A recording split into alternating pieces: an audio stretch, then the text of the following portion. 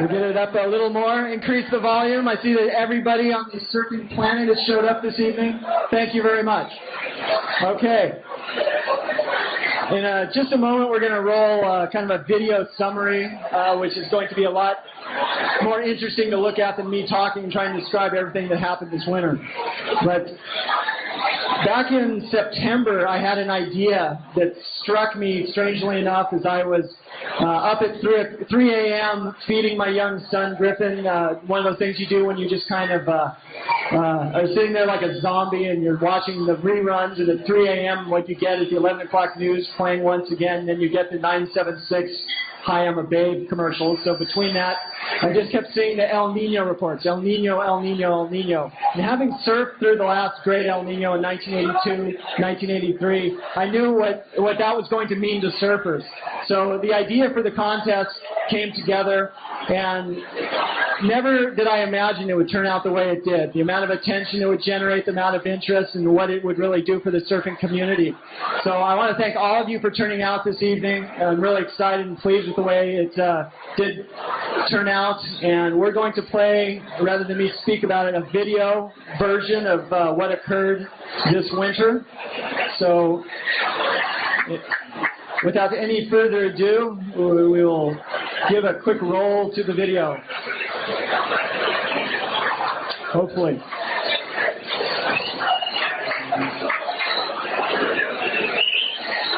Okay. Should be playing on all these fabulous video monitors in just a moment.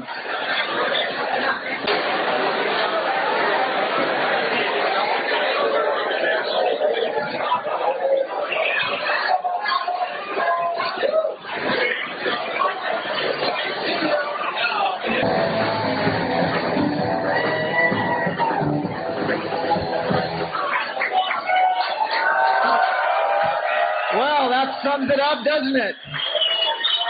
And yes, the panel of big wave experts gathered on the evening of March 26, 1998, and dutifully examined all available photographs and videotapes of the winter's biggest rides.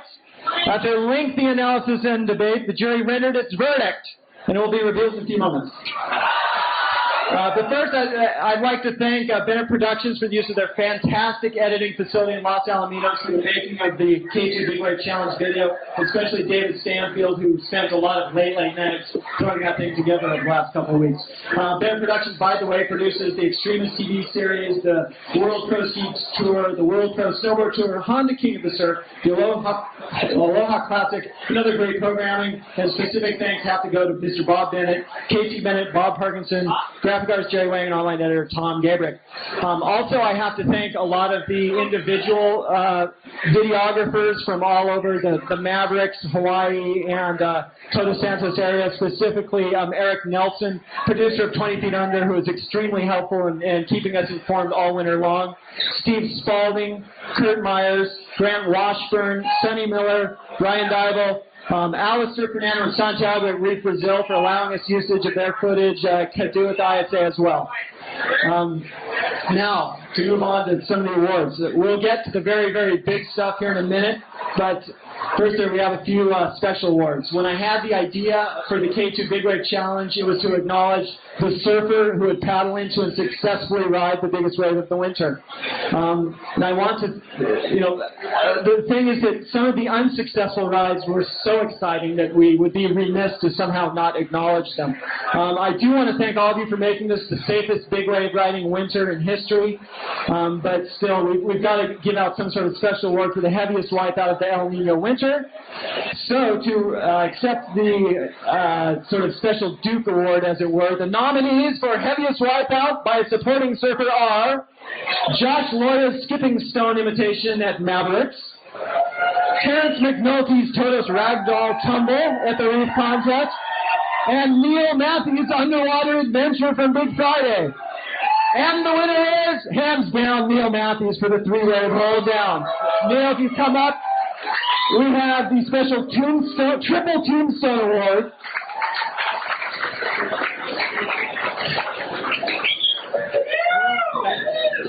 Thank you.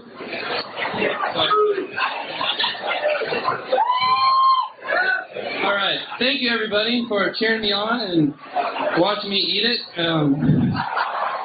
You know, I think really hard about what went on there, and I've been thinking about it for a while. I think that it was pretty amazing to me that I made myself come out of that situation, and what's more amazing, though, is all the people out there who are here tonight who have made it out of that situation more than one time.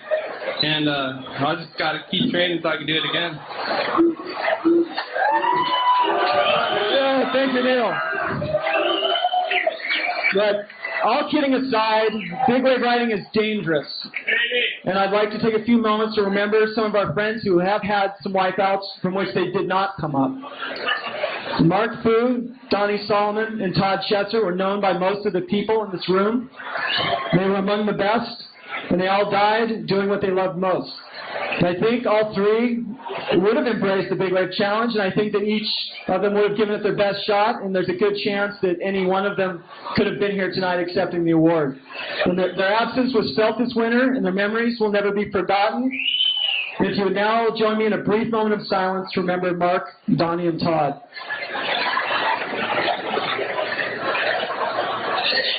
Okay.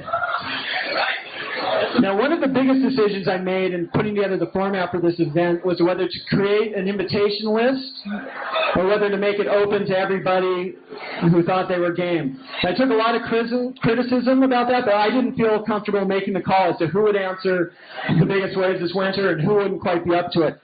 I kept thinking of Jay Moriarty as he burst on the scene a few years ago with his unbelievable season at Mavericks. No one had really heard of him, and I think this contest, I wanted to be an opportunity for the guys that weren't really known on the international front as famous big wave riders to have a chance to show what they were made of. And there were some surfers that kind of made the step up from a lesser-known role to really being at the highest level of big wave riding. And the nominees are Carlos Burle at Todos Santos, the Willis brothers at Waimea, and DARRYL Flea VIROSTKO at Mavericks. And the winner is, hands down, Flea.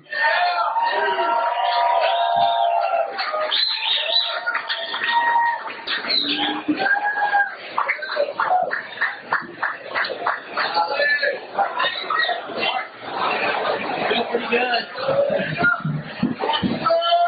I just want to say I need some K2 ski poles. If anyone's got some, you know, thank you.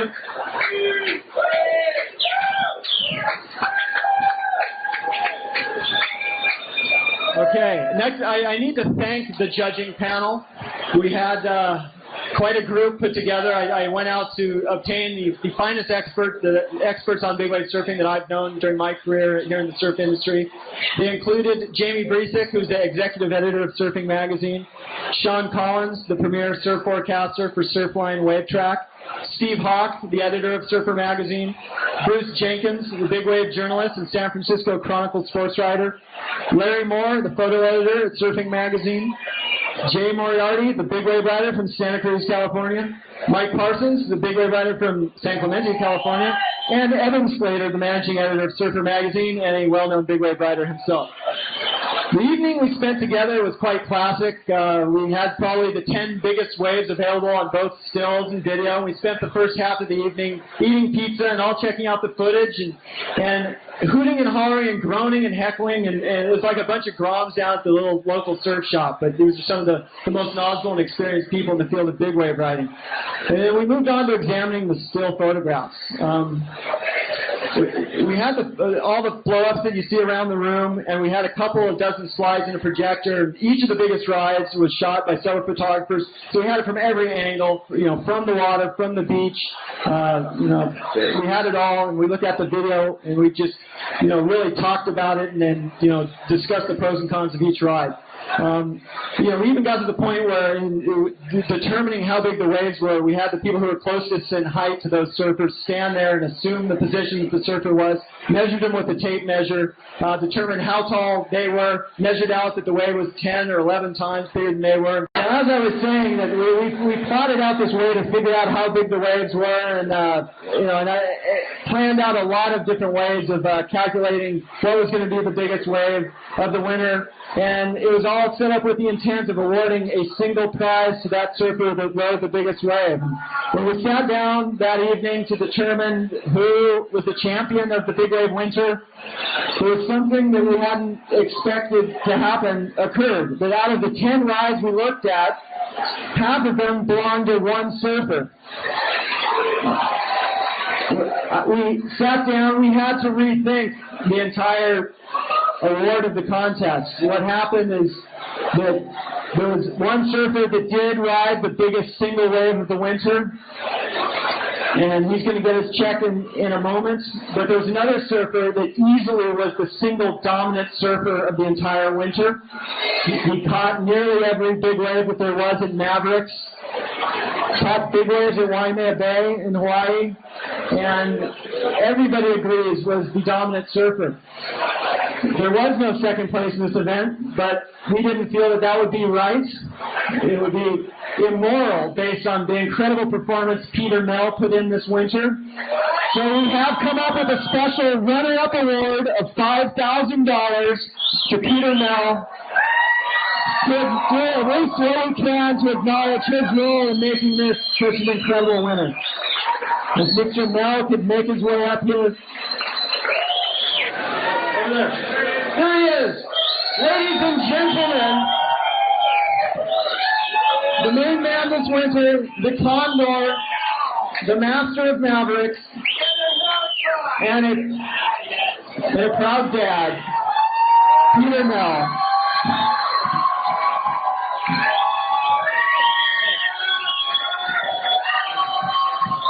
Well, we had a little break there, so I thought I'd go to the bathroom. Hey, this has been unreal. Wow. Lots of lights, too. Anyway, I really love doing this stuff, so I'm going to keep doing it. And as long as guys like K2 and like my sponsor Quicksilver and Arnett and everyone that supports me, I love doing it. I'm going to keep doing it. I love you guys. Let's go! Woo!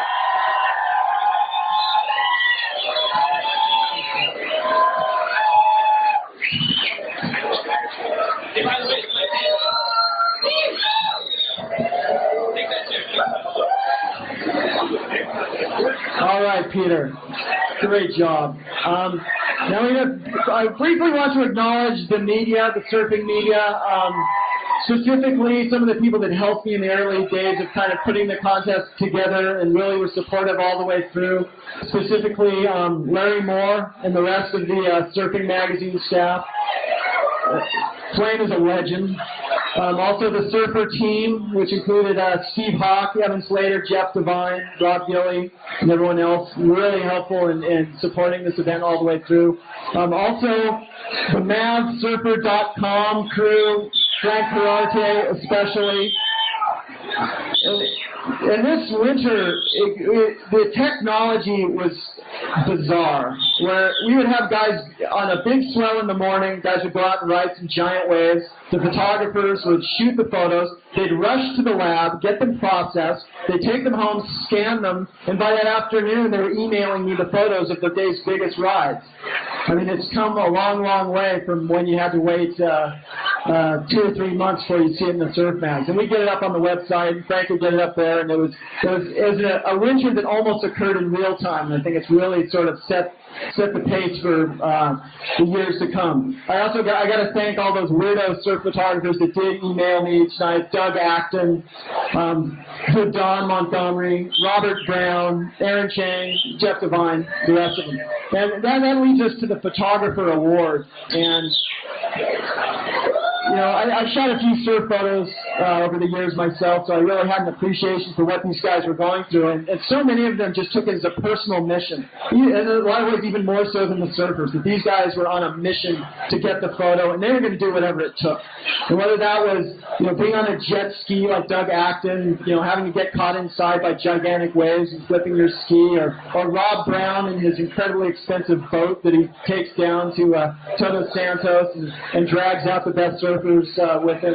You know, all those guys, you know, would go through an incredible long arc. But I think, and appropriately, the most incredible story of what it took to get the photo this year was that of Les Walker.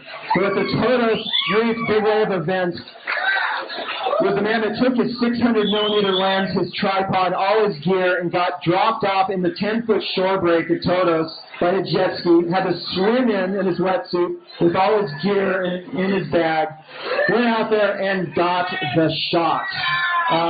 So we're giving the award for the ultimate photo of the Big Wave Winter to Mr. Les Walker.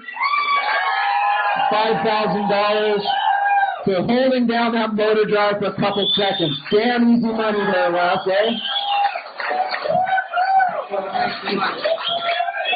First, I'd like to thank K2 for putting on such a great contest, and the ISA, Kadu, and Fernando for doing the thing at Todos.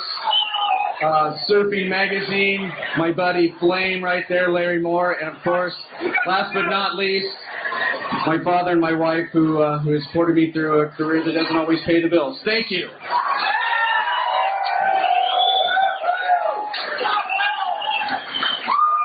All right, Les. One last little list of people to thank.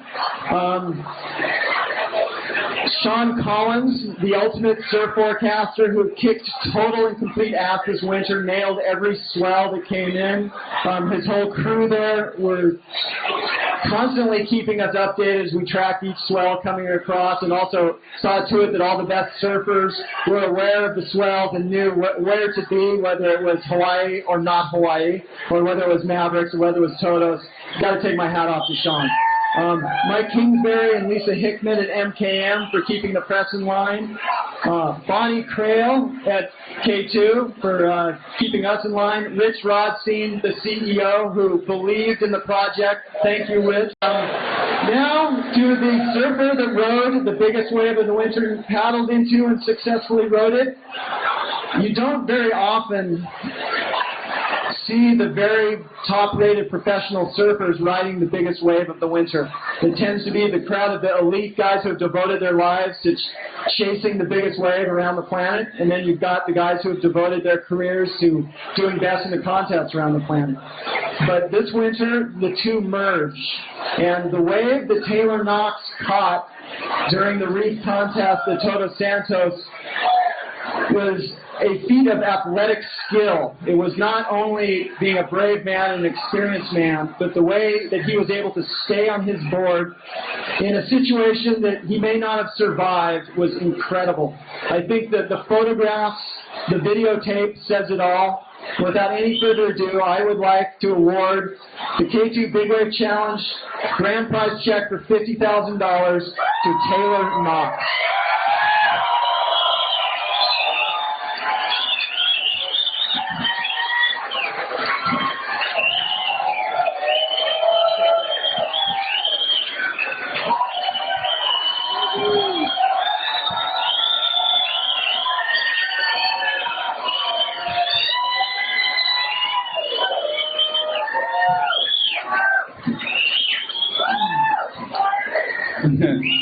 I heard someone say party, so we're already here, and we're going to do this tonight.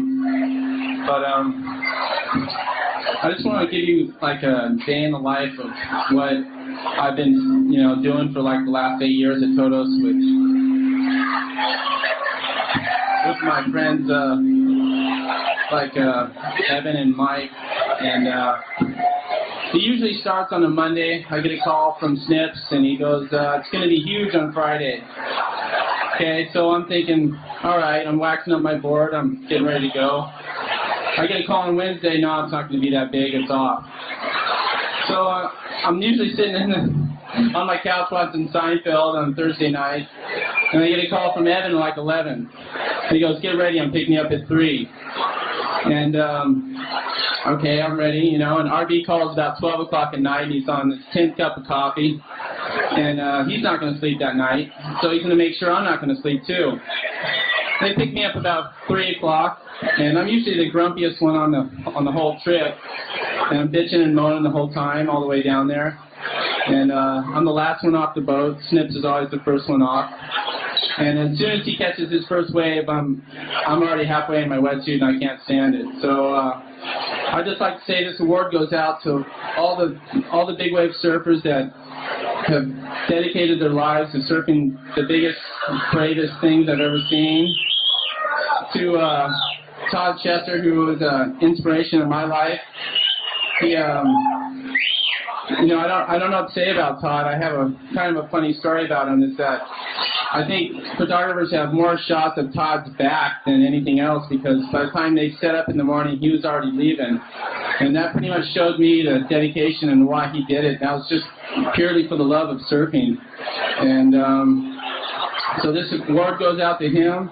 I'd like to thank everyone for for the support they've given me. No Fear, Arnett, Al Merrick, Future Wetsuits and everything. And thanks to K2 for putting on a great event. And congratulations to Peter Mell. He deserves a huge hand. He charged all winter long. And thank you very much.